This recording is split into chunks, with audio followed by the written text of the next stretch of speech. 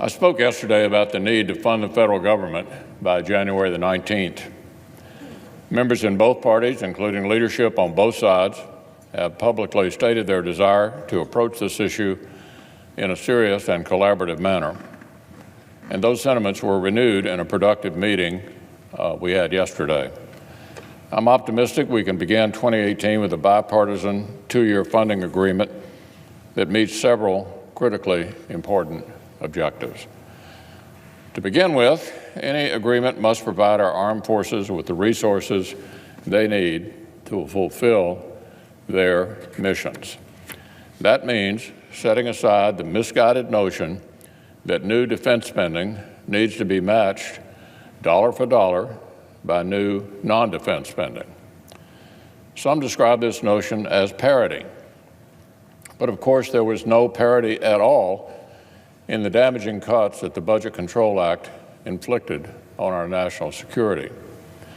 Since fiscal year 2013, discretionary defense spending has been cut by $85 billion more, $85 billion more than non-defense spending.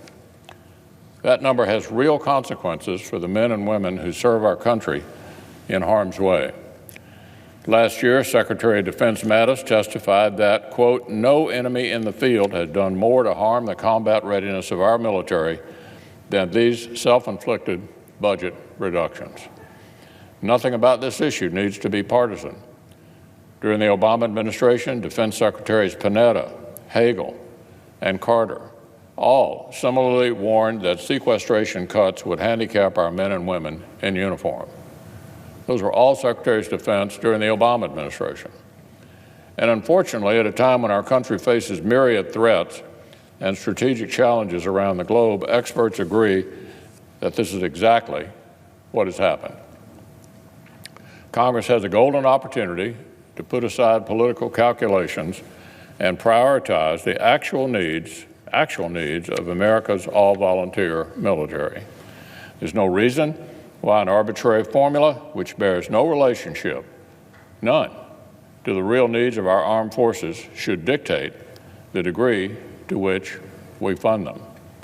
Our men and women in uniform are doing their job. Our job is to give them the resources they require.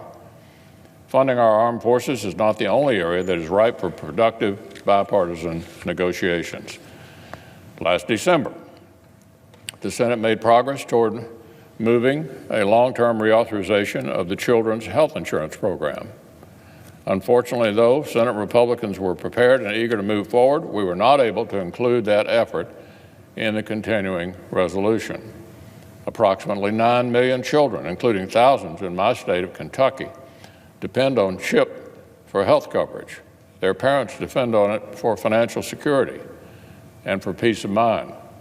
Instead of giving them a 5-year reauthorization in time for the holidays, partisan objections forced Congress to settle for a short-term patch. This month, we can set this right. I know that colleagues on both sides of the aisle are eager to find a long-term solution. 5 years, full reauthorization. Let's get this done for working families. Furthermore, as senators from both parties have stated, Congress should act now to provide relief to communities across the country that were devastated by disasters in 2017. Last year's hurricanes crippled Puerto Rico and the U.S. Virgin Islands and dealt blows to mainland communities from Florida to Texas.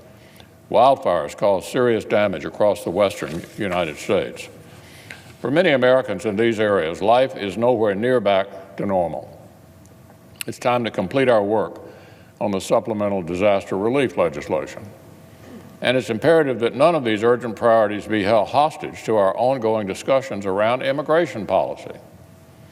Senators with diverse viewpoints have been discussing how to address the unlawfully established DACA program while also improving border security, interior enforcement, and addressing other important parts of our broken immigration system. As I've stated, if a compromise solution emerges that meets the President's conditions, it will be brought up for a vote here in the Senate. In the meantime, let's continue productive negotiations and secure a bipartisan funding agreement.